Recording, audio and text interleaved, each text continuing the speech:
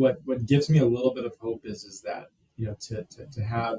to be in media in serious ways back in the day, there was a lot of barriers to entry. For example,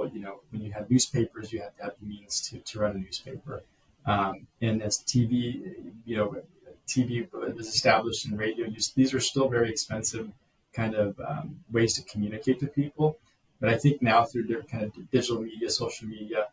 there's a lot less kind of barrier to entry. And we're seeing a lot of different types of information. So that gives me a little bit of faith that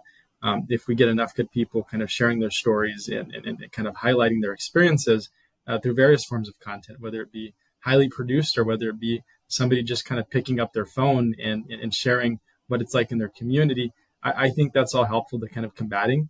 some of these narratives. I think what the trick is going to be with the integration of AI and kind of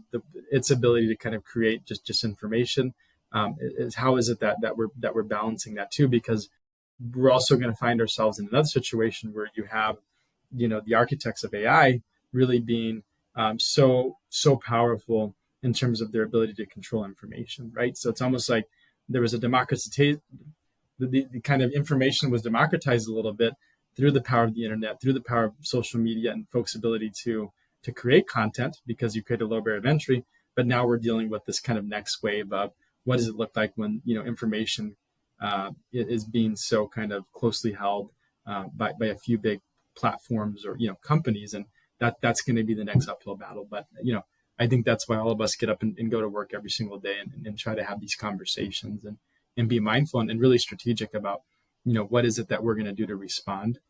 to make sure that we can continue to communicate with the folks that we want to talk with.